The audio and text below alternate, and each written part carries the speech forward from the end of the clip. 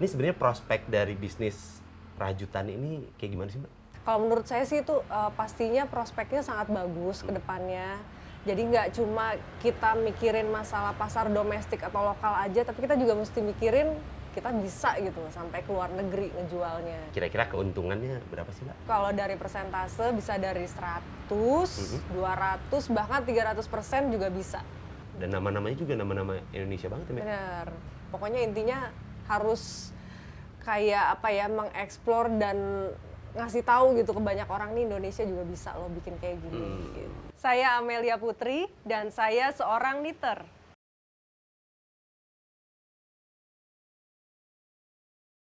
Hai teman ninja, selamat datang di Berguru, belajar ragam usaha baru, mulai bisnis baru dari hobi yang seru. Sebelum saya mulai episode kali ini, saya mau ngasih tahu ada kabar gembira. Akan ada total of cash nilai Rp500.000 untuk 5 orang pemenang yang beruntung di akhir video hari ini. Jadi tonton videonya sampai habis supaya bisa jawab kuisnya dan menangin hadiahnya. Semoga beruntung ya.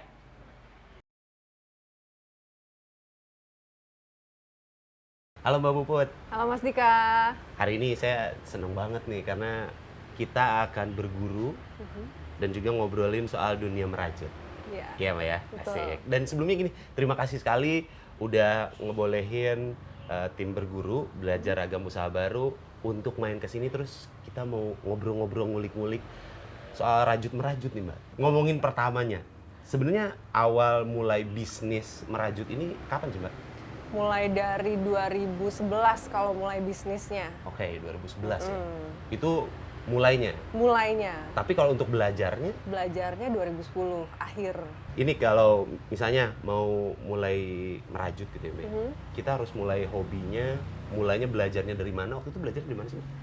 Kalau saya belajar nggak pakai guru, maksudnya nggak kursus gitu, tapi belajar dari YouTube. Serius? Iya. Otodidak. Iya, otodidak. Jadi cuma nonton aja video tutorialnya sama artikel-artikel yang ada di website-website gitu. Terus udah trial and error sendiri gitu. Ini kalau ngelihat kayak gini juga banyak sekali benang-benang. Jadi nggak cuma merajut doang ya, Mbak? Nggak cuma merajut aja. Kalau saya jadinya merajut iya, ngedesain rajutan iya, sama warnain benang juga iya gitu. Jadi semuanya diambil. Luar biasa.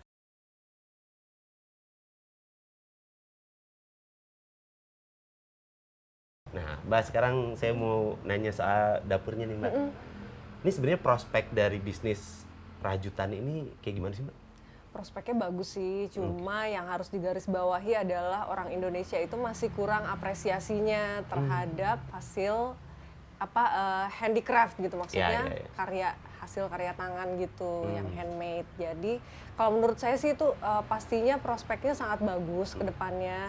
Jadi nggak cuma kita mikirin masalah pasar domestik atau lokal aja, tapi kita juga mesti mikirin kita bisa gitu sampai ke luar negeri ngejualnya. Kalau boleh tahu nih, Mbak, kalau kira-kira keuntungannya berapa sih, Mbak? Hitungnya berdasarkan persentase aja ya. Oke, boleh. Jadi itu kalau dari persentase bisa dari 100, 200, bahkan 300% juga bisa keuntungannya. Wow.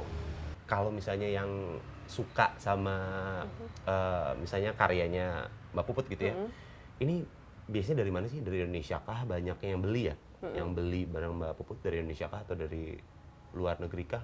Kalau rajutannya dalam negeri banyakan. Kalau desainnya dari dalam negeri, luar negeri, tapi lebih banyak luar negeri sih. Untuk desainnya? Iya, untuk desainnya. Kalau rajutan dalam negeri, kalau desain banyaknya luar negeri. Benar.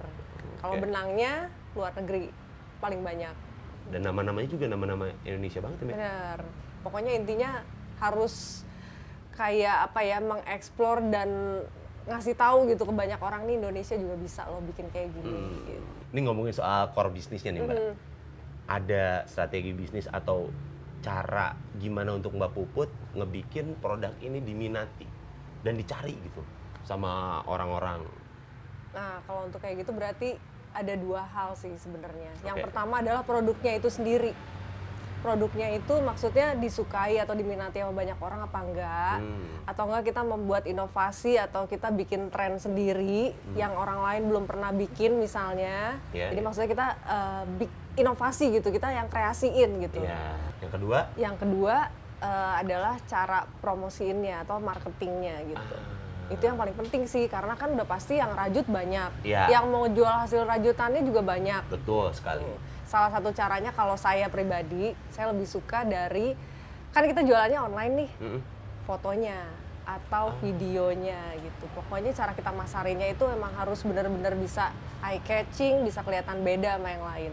Nah ini kalau misalnya temen Ninja ada yang berminat untuk beli produknya Mbak Puput. Nama brandnya itu adalah Papi Put, Papi Put ya? Iya, Jadi bisa dicari di semua marketplace, ada semuanya ya? ada Papi Put. Put. Iya, jadi buat temen Ninja kalau misalnya mau beli silakan langsung cari aja ya Papi Put. Tapi ingat kalau misalnya mau ngirim ekspedisinya pakai Ninja Ninja. Express. Itu dia, itu yang paling penting dong. Sekarang saya udah nggak sabar nih untuk mulai berguru sama Mbak Puput.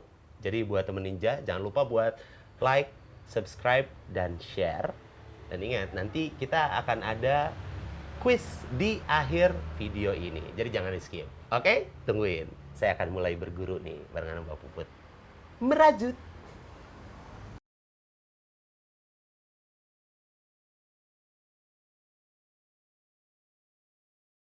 Apa aja nih yang perlu disiapin Mbak Puput? Yang perlu kita siapin ada benang, Pasti benang. ada alat rajut, ini disebutnya knitting needles. Oh, oke. Ya. Oh, ini temen Ninja yang saya tahu tuh ternyata yang zaman dulu banget, yang pakai kayu panjang ya? Iya. Itu zaman dulu berarti? Betul, itu zaman dulu. Sekarang ada yang lebih praktis. Lebih kecil. Ada yang dari bahannya besi, ada juga yang dari bambu. Oke, itu berarti yang harus disiapin. Oh, ini juga ada jarum. Ya, Ini untuk apa nih? untuk rapiin ujung benang nanti. Oke. Nanti kita lihat lah pokoknya Oh, caranya. siap. Kalau begitu. Dan juga ada gunting tentunya. Itu semua disiapin. Itu berarti yang harus disiapin ya? Betul, itu Makanya. aja. Oke, kalau gitu apa yang kita mulai nih? Sekarang kita mulai terus bikin apa Mau nih? belajar Mau. knittingnya kan? Mau. Nah, yuk kita mulai nih. Benangnya yang gede aja biar gampang Ya, untuk nah. pemula. Sangat pengertian sekali, Mbak. Biru Puput. atau putih? Saya biru. Biru. Biru. Ini benangnya, ujung benangnya. Heeh. Terus kan ini bola benangnya. Iya. Yang paling pertama kita bikin itu namanya cast on. Nah, pertama kita bikin slip knot, bukan nama band. Udah tahu. Langsung udah nyiapin Mbak Puput. Udah tahu. Jadi pertama kita bikin slip knot.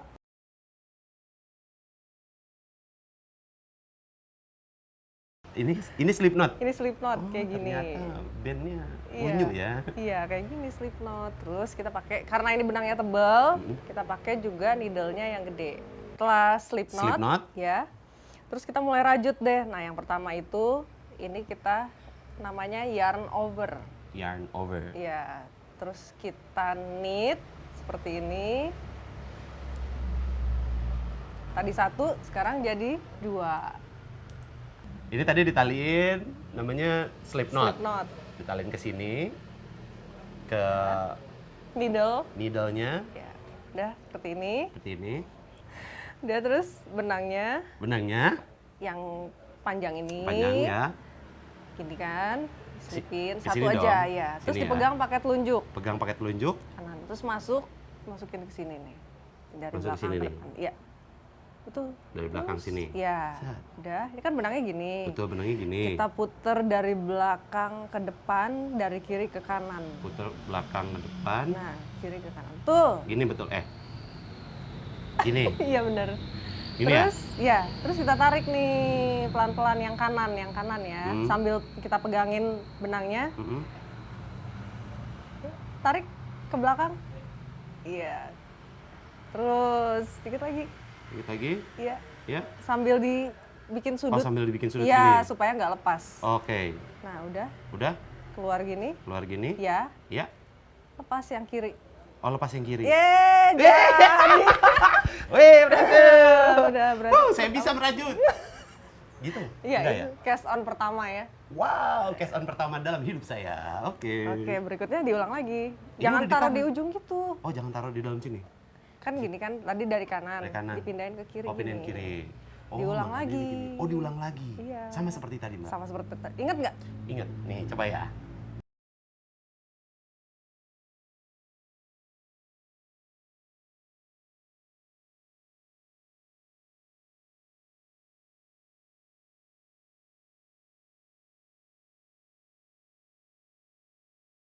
Iya. Gitu ya? Betul. Jadi itu terus Terus sampai gitu? jumlahnya misalnya seperti ini nih ada 20 atau ada 18, tergantung mau bikinnya berapa besar. Ini kan untuk pegangan panci yang panas atau pot holder. Udah enaknya megangnya segimana. Sama yang perlu diingat itu kalau bikin untuk pot holder, bahannya itu harus yang 100% katun. Oke. Iya. Jadi ternyata pemilihan benang juga Iya, itu pengaruh ya? Iya. Sama project yang mau dibikin.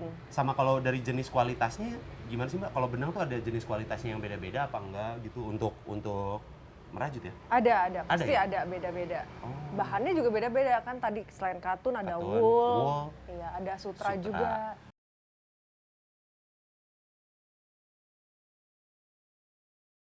Mungkin bisa ngasih juga tips dan triks buat temen ninja nih. Kalau misalnya mau merajut gitu, apa aja yang diperluin gitu Mbak? Pokoknya yang pertama itu kita tahu dulu mau bikin apa, terus udah gitu kalau ada polanya kita baca dulu polanya. Jangan langsung eksekusi, langsung dirajut gitu. Akhirnya nanti biasanya malah nggak selesai-selesai atau gagal gitu. Oke. Udah, habis itu kita mulai rajut, terus kita juga harus tahu tekniknya apa aja. Karena Tekniknya beda-beda? beda-beda. Gitu ya. Kita rajut terus sampai sudah dapat 20 stitch. Terus kita bisa lanjutin pakai needle, pakai benang yang warnanya sama atau ganti ke warna benang yang beda. Ini udah jadinya ya? Ini udah jadi. Ini ujungnya nggak usah pakai tadi jarum ini, nggak usah? Nggak usah, ini tinggal pakai jari aja bisa. Tuh diselip-selipin gitu. Cuma diselipin Jadi gitu supaya aja. rapi ujung benangnya. Selesai deh, kurang lebih beginilah. Oke. Tuh, bisa dipakai. Ini pakai dua benang ya Mbak ya? Iya, 2 warna. Dua warna, jadi warna biru dan dua warna putih. Ngikat semua gitu. Jadi ada stretch gitu? Iya. Nggak yang kaku banget. Ini dibikinnya dari benang kaos loh. Jadi kaos yang udah nggak dipakai, kita gunting-gunting, jadiin benang. Jadi kan sebenarnya kalau misalnya kita punya kaos yang nggak dipakai, kita jadiin benang. Jadi artinya kita nggak ngeluarin modal sama sekali kan? Nah ini kalau misalnya saya nyobain terus, kan saya juga belum tahu bakal berhasil apa enggak ya Mbak ya. Nah kalau misalnya temen ninja ada yang pingin belajar dari rumah, terus kalau misalnya diikutin sekarang kan kayak, aduh gimana ya, biar lebih jelas, kayaknya Mbak Puput ada blog ya? Ada, saya punya blog. Udah didetailin? Udah ada. Udah ada? Jadi nanti polanya yang ketiga project kita jelasin tadi Yang itu tadi? kita bikin, akan ada polanya di blog saya. Oke. Jadi yang ini, yang mana aja yang ini ya? Pot holder, Pot dompet holder. kecil, Mm-mm. sama konektor masker. Ini ada semua polanya. Ada ya? Ada. Dan teman ninja juga bisa lihat di deskripsi atau description dari video ini. Nanti kita kasih linknya, tinggal diklik di situ, terus teman ninja bisa belajar.